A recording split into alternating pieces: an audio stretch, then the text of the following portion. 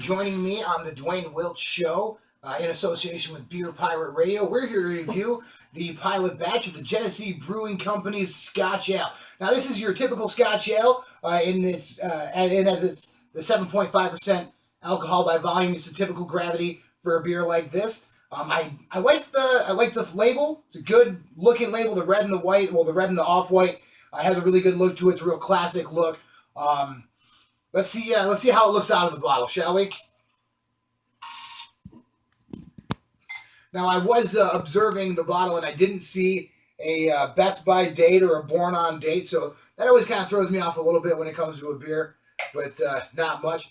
Got a pretty decent pour here. I got a big glass because it's the clean one I have in my house.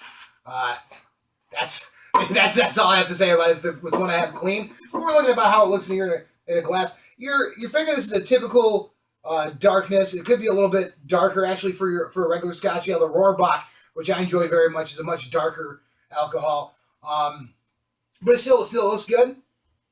It smells like a Scotch Ale. It smells like it should, and it looks pretty much like it should. And like I said, it has the gravity like it should. Let's see how it tastes.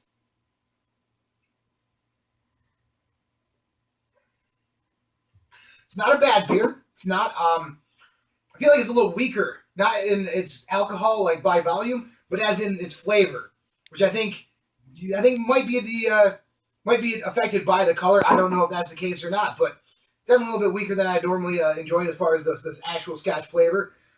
It's not an everyday drinking beer, not by any means. It's not something I would probably go and pick up. And nothing against the Genesee Brewing Company. It's just they're not necessarily a beer I would normally drink all the time anyway. So if I had to get this one a number 1 through 10, I'd say it's probably a good 4, 4.5, maybe 5. All right, guys. Duane Wilt here for the Duane Wilt Show in association with Beer Pirate Radio, and this one's for you. And